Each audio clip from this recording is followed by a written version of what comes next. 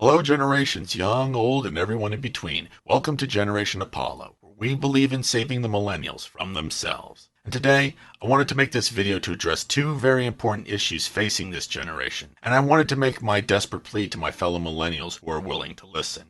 The first issue is that our generation is approaching the beginning of middle age, and yet many of us are still struggling just to launch our lives and get off the ground. And while our economic troubles are partially due to factors beyond our control, there are also factors that we can control, and we need to start asking ourselves, what are we doing about them? Because we're now at the age where we no longer have the luxury of claiming ignorance due to being given bad advice.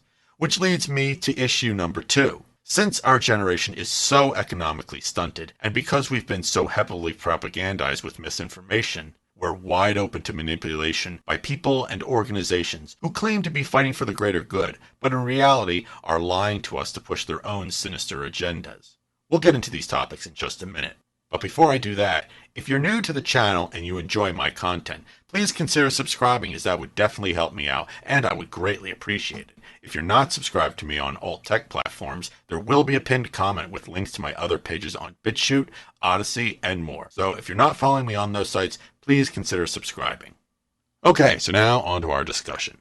You see, the millennials are coming up on a crucial point in their lives. The oldest members of our generation, myself being included among them, are quickly approaching the big 4-0. That means we're not the young kids on the block anymore, and we're entering what should be our generation's peak earning years. Yet, many of us are still stuck, going crazy trying to figure out why nothing seems to be working in our favor. So now, we need to have a very serious discussion. No more emotionally driven figure pointing or sugarcoating the truth. There are some very bitter pills that some of you will need to swallow, and feelings will be hurt. It's not going to be easy, but we have to start asking difficult questions and confronting some unpleasant realities if we want to have any hope of salvaging what's left of our lives. Let's start with those of you who went to college. I'll bet you were propagandized since grade school with ideas like, you must go to college if you don't want to be a loser in life. Or, how about, follow your heart and the money will come. Or, how about the really good one, any degree is a good degree no matter what the cost. So you took the advice of your boomer parents and went to college. And while some of you went to college for degrees that were actually worthwhile, some of you did not. Some of you probably didn't know what you wanted to do, so you went to college hoping that you would, just figure it out. And some of you probably went to college just because your parents forced you to go, because once again, anyone who doesn't go to college is destined to be a loser. So you went to college and got your fancy degrees, never once stopping to ask yourselves if they had any decent employment prospects in the real world. Then, when you finally graduated and you couldn't find jobs in your field, or your jobs didn't pay $100K like you were expecting, you found out too late that your expensive degrees weren't worth the paper they were printed on. And when you turned to your elders for guidance as to what went wrong, they blamed you for being lazy and not working hard enough. And cue the intergenerational animosity. Okay, let's take a minute to put everything in perspective. Millennials, I'm sorry to be the bearer of bad news, but the vast majority of you were definitely lied to about needing to go to college.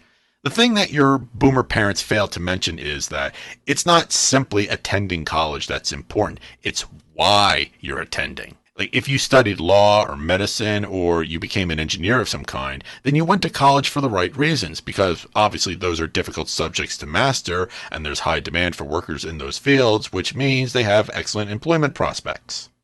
But if you went to college to study something easy that didn't require math, well then there's a high probability that you majored in something that either didn't actually need a 4-year education, where you could have gotten the same education elsewhere for a lot less, or you majored in something that was complete bullshit altogether. Here's the thing to bear in mind. The reason why the boomers told us that any degree is a good degree is because there was once a time when that was actually true, and that time was when they were in college themselves.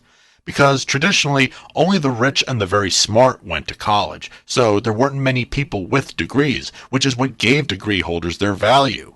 And thanks to the American economic prosperity of the post-war years, the boomers were the first generation in history to have the rare opportunity to go to college in mass at a time when having a degree still actually meant something.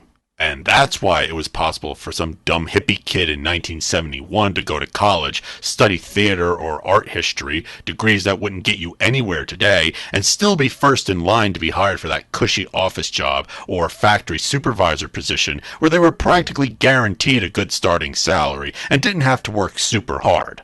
But by the time all the boomers graduated and filtered into the workforce, the market for college degree holders had become saturated, which is why the notion of any degree is a good degree no longer applies.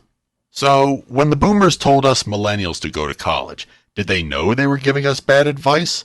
Not really, because they were giving us advice through the lens of their own experience. And since it worked for them at the time, they had no reason to question it. I mean, how were they supposed to know things would turn out the way they did?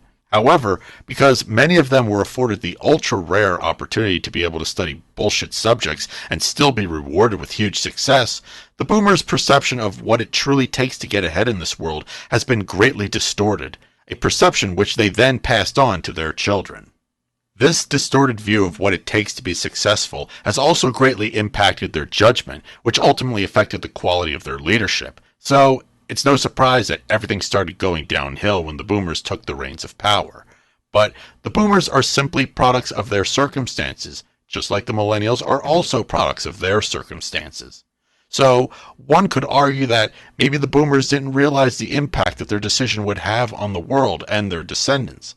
Yeah, that is true, but only to an extent. Although we're all products of our upbringing, we have our entire lives to unlearn bad ideas and learn new ones. Therefore, we have absolutely no excuse whatsoever to not learn from our mistakes and to try to do better in the future, especially when our actions directly impact others. So, when the millennials followed their parents' advice, only to have it backfire on them, the boomers immediately resorted to victim blaming instead of taking the time to consider the possibility that maybe the circumstances they grew up with weren't the same circumstances that we grew up with. Now, as fucked up as it was for them to do that, one could argue that the boomers were still insulated from the realities that millennials were facing, so that they hadn't yet learned to understand the reality for what it was. I gotta say, that's a big stretch, but okay, I guess so. I'll humor that idea. However, here we are more than a decade later, and they're still doubling down on their same tired old rhetoric. This is where I and many millennials lose all patience for the boomers, and rightly so, because this clearly demonstrates an astonishing amount of willful ignorance on their part. Willful ignorance that absolutely deserves to be called out and shamed as loudly as possible. The point is, my generation was promised one thing, but given the complete opposite by our elders, so us millennials have every right to be angry about our situation.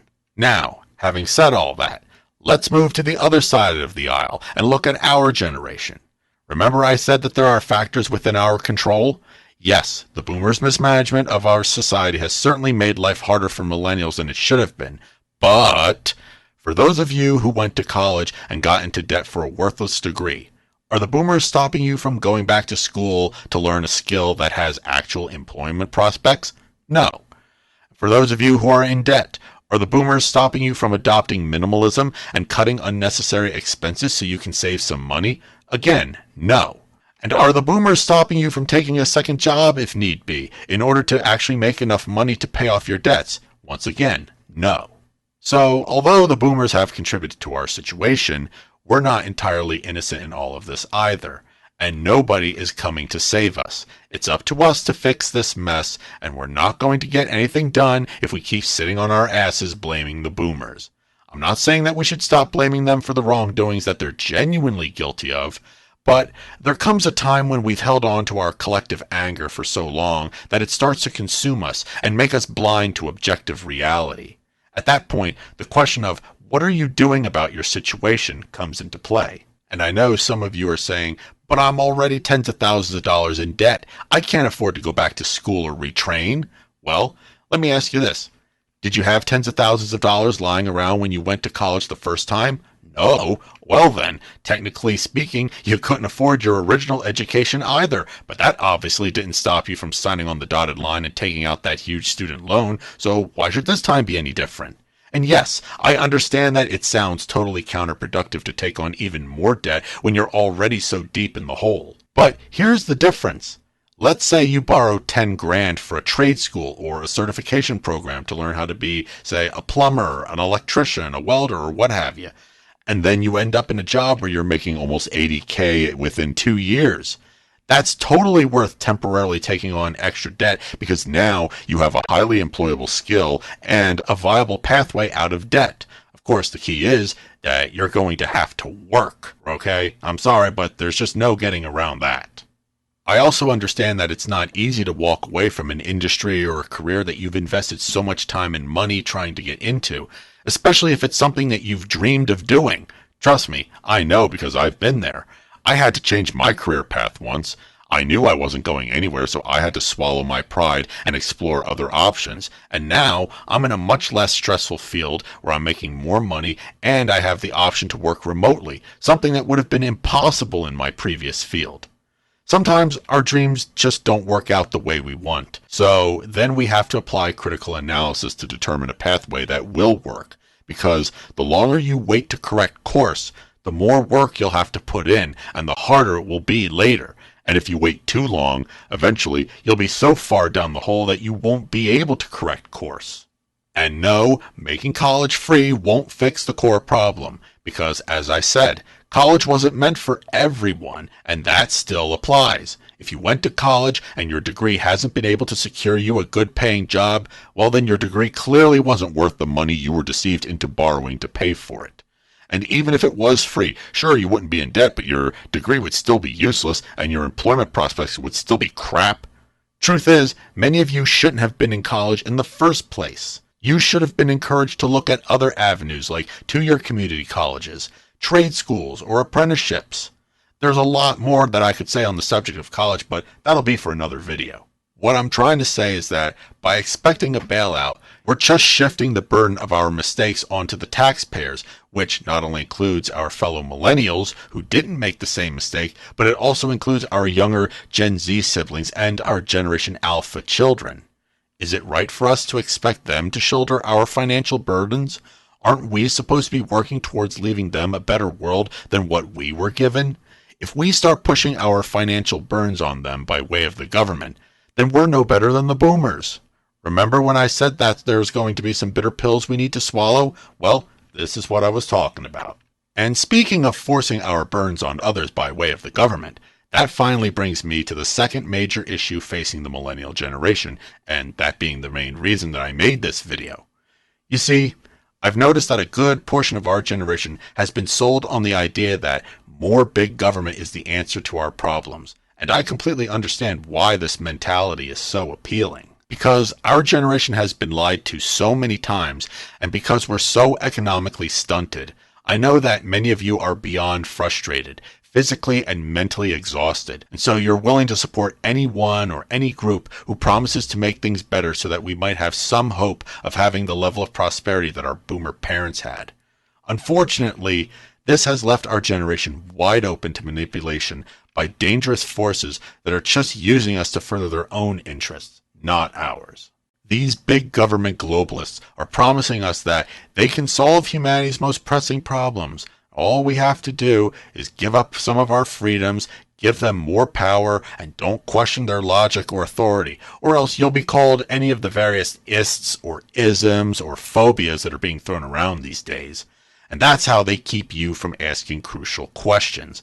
By using your fear of social backlash from your fellow peers, aka cancel culture. And that's another evil that the millennials need to oppose. We can't allow cancel culture to become normalized because, again, it's going to have huge negative impact, not just on our generation, but also Gen Z and Generation Alpha in terms of lost wages and lost productivity, which will lead to reduced standard of living for everyone. Plus, if you think about it, the audacity to think that we have the right to harass and threaten people and deny them the ability to have a living and support themselves simply because they said something we didn't like or merely disagreed with is truly the height of our generation's arrogance. Even if somebody said something genuinely awful, that still does not justify this kind of behavior. If someone says something sexist or racist or whatever, you have every right to not associate with that person, not to give them your money or business, or work with them in any way. You do not have the right to stand outside their house while screaming and threatening their family. You definitely do not have the right to block others from doing business with that person if they so choose to do so. And you don't have the right to harass that person's employer until they get fired. Because here's another bitter pill for you all to swallow. People are always going to say mean and horrible things, but it's not the world's responsibility to tiptoe around your triggers. It's up to you to deal with how words affect you. And for those of you who are dumb enough to think cancel culture is okay because you're on the right side of history and you haven't said anything offensive, first of all, no, you're not on the right side of history. And second, you just haven't said anything distasteful yet. But you will eventually, sooner or later. You'll say something that upsets the mob, and they'll come after you too. And it'll probably be over something so small and stupid that you wouldn't even thought it was offensive. Is that the kind of world we want to live in? Is this a good example for us to be setting for Gen Z and Alpha? No, we owe them better than that. And since this evil ideology is being perpetuated almost entirely by our generation, we absolutely deserve to be criticized for this. So think carefully about this because future generations will remember our choices. And now, I want to touch on another crucial lie that has been fed to the millennials. Our generation has been completely duped into believing that government is a force for good that wants to do good, but is being held back by the corrupting influence of big business. Well, you see, it's actually the other way around. Yes, big corporations do give big donations to politicians, but not because they really want to. The government actually wants these big corporations to lobby them because, well, that's how they get a good chunk of their campaign finances. And in return, the government passes laws that create the ideal economic environment for these corporate monopolies to flourish. It's the same thing the mafia did decades ago. So, for example, say you have a business, and one day some fat guy named Vinny in a suit with a New York Italian accent comes in and says, "Nice little business you got here. Would be a real shame if something were to happen to it, but I can protect you for a price." Of course, the only thing he's protecting you from is what he's going to do to you if you don't give him a cut of your money. Well, actually, he does chase your competition away and keeps local gangs from messing with you since he now has a financial interest in keeping you profitable. But the point is, you're being extorted into accepting an offer you can't refuse if you want to be able to do business. In other words, he offered a quote-unquote solution to a problem that was entirely of his own creation. Guess what?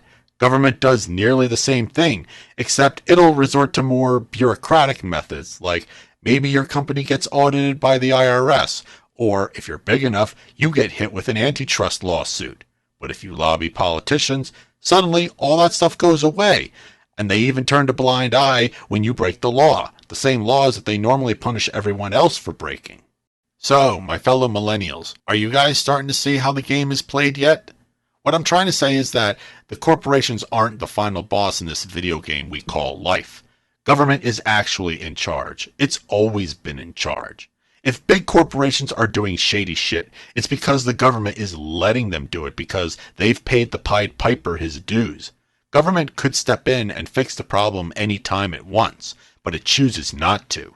So what does that tell you guys?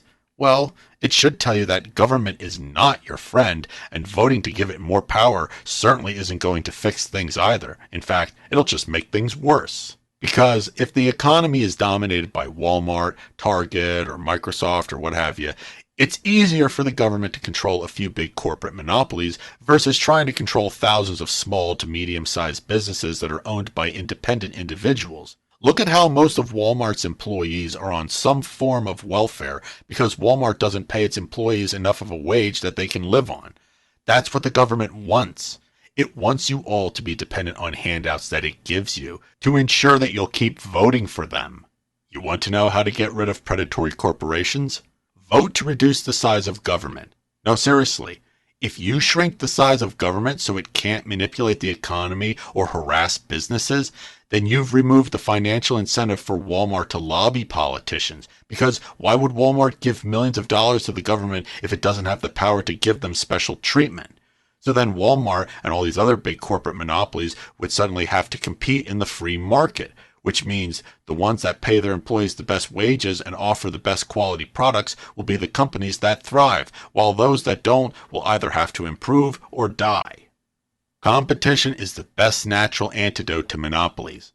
Predatory monopolies can only exist when they're being protected from the natural forces of the free market, whether it's the government or private criminals like the mob. That's the only time government ever should get involved in the economy. That's whenever any company employs illegal methods to suppress the free market competition, like when the mafia runs competing businesses out of town so that you can operate with no competition. In fact, have you noticed that the government has become a lot like the mob in some ways? Well, that's because when the government arrested all the mobsters, future criminals learned from their predecessors and went into politics. Now, our government is filled with corrupt politicians that have access to levels of wealth and power that private criminal enterprises could only dream of. And now, those criminals in the government are telling us that we need to downgrade our standard of living, all in the name of quote-unquote sustainability. These globalists don't seem terribly concerned that the cost of gas is skyrocketing because they think this will encourage people to drive less or buy electric cars. They don't care that most of us can't afford to shell out 70 grand for an electric vehicle or continue to pay $5 to $7 a gallon long term. Meanwhile, are these globalist elites giving up their cars? Hell no! Not only are they not giving up their limos and fancy cars, they're flying to Geneva and Brussels or wherever they have their little secret meetings on private jets that spew more pollution than 500 full-size SUVs. They tell us that climate change is the greatest threat to humanity's survival today, and that we need to downsize our homes and abandon the suburbs to go live in cramped little apartments in overpopulated cities. Again, all in the name of sustainable living.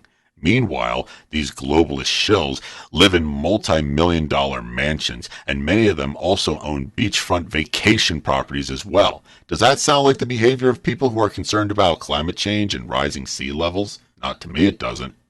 They tell us that we need to eat less natural meat and start eating more synthetic meat or meat based on bug protein because cow farts are contributing to global warming. What a load of bullshit. That's how stupid these globalists think we are. Meanwhile, I guarantee you they're eating steak and lobster in their ivory towers while they delude themselves into thinking that their own farts smell like roses. And finally, they say we need to give up our guns because the police will protect us, so we don't need them. But then at the same time, the police say they have no legal obligation to protect you. So what's the point then? Meanwhile, the elites live in private gated communities surrounded by 24-hour armed security details, while they have the audacity to tell us to think of the children. They don't give a shit about the children, as we tragically saw in Texas not too long ago.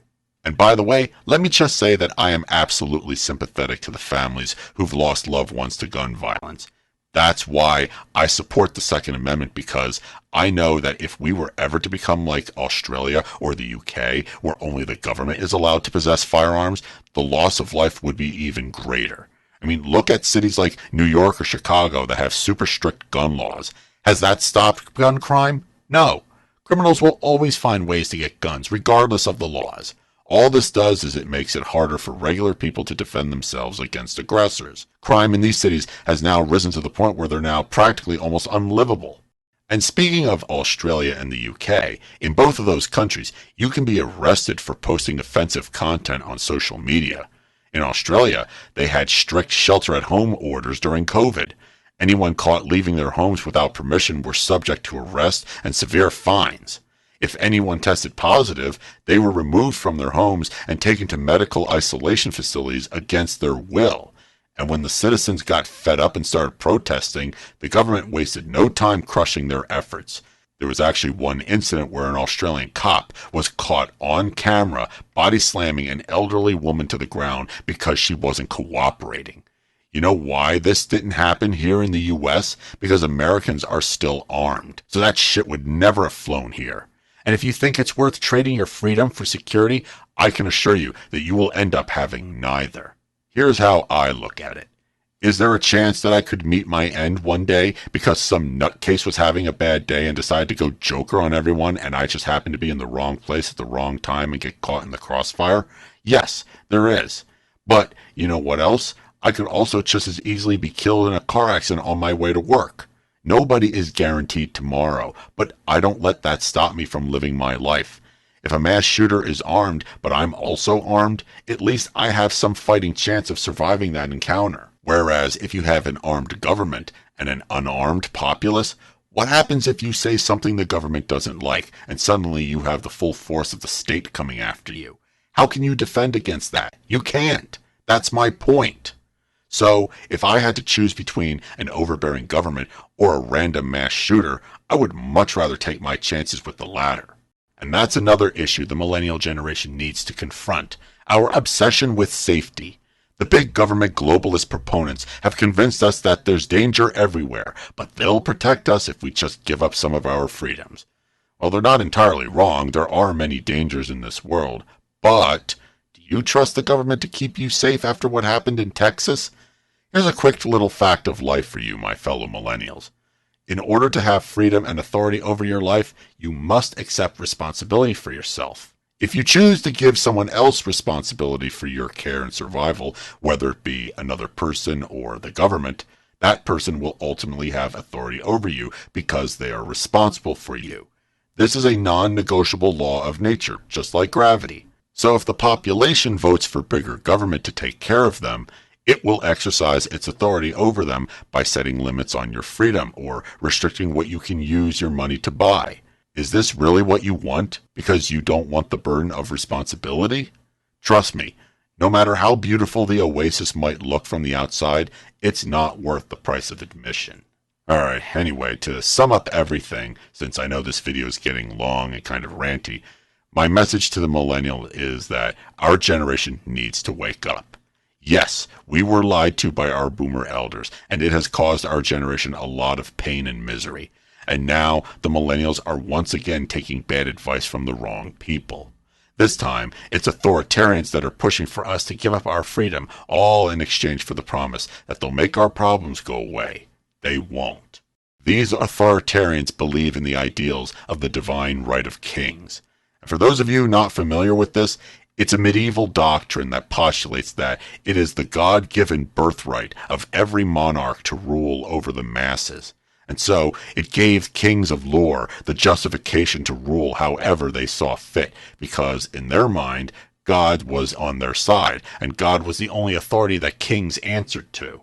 This also fostered the mentality that only the elites should have access to knowledge and enjoy the benefits that come with it. Sound familiar? Why do you think our generation was lied to and given garbage media to consume? Simple. To rob us of critical thinking in order to make us easier to manipulate. Now, luckily, scientific progress over the past few centuries has given average people a level of education and a standard of living higher than at any other point in human history. But it has also given tyrants new tools with which to subjugate us. And ever since the fall of the divine right of kings, authoritarians have been desperately looking for a way to bring us back to serfdom. And they're very close to succeeding. That is, unless the millennials wake up in time. That's our generation's mission that we can rally behind, to preserve the right of average people to freedom and high living standard, because that is absolutely worth fighting for. So here's my final message to you all. Fight for freedom, not just for yourself, but also for those you disagree with, because freedom isn't a one-way street. Vote to reduce the size of government, because big government is not your friend. Socialists and communists will promise you free stuff, but don't fall for it. It's a trap that will lead to our enslavement. If you want to eliminate predatory corporate monopolies, support the free market, and vote to remove any regulations and red tape that make it hard for aspiring poor entrepreneurs to start new businesses. If you want to achieve financial freedom, learn skills that employers are willing to pay you a high salary for, even if they're not what you dreamed of doing. If you want to save the environment, go to school and become an engineer so you can help build the technologies that will allow us to get off fossil fuels. And figure out how to build them cheaper so that the average person can afford them. Don't just vote to tax gas companies, because the extra cost will only end up being passed on to the consumer, which will hurt poor working class people the most. If you do go back to school, make sure you're studying a subject that actually has economic demand. Same for when our children are grown. Make sure they're aware of all possible avenues of career training other than four-year colleges. And if they do go to university, Make sure it's for a career path that genuinely needs it. Encourage them to research their career field of interest to be sure that there's actually jobs waiting for them and that those jobs pay a salary that justifies them taking on student loan debt. And lastly, beware of any politicians or activists that tell you that we need to reduce our standard of living in the name of the greater good. These are dangerously stupid people that need to be kept far away from the seats of power because of the immense harm that they will cause. And so, my fellow millennials, choose wisely who you pledge your allegiance to, because if we choose wrongly, we will be responsible for ushering in the second dark age, which will earn us the scorn of our children and grandchildren, and we will rightly deserve the legacy of being worse than the baby boomers. Because listening to the wrong people is a mistake that our generation cannot afford to make a second time. And with that, I'll end this video here. So, what do you all think? Will the millennials wake up and save their generation, or will they hand America over to the New World Order? Let me know in the comments. If you enjoyed this video, please be sure to like and subscribe. And lastly, please be sure to follow me on Alt Tech. Links to all my pages are in the pinned comment and the description. So thanks for watching, and thanks again for tuning in to Generation Apollo.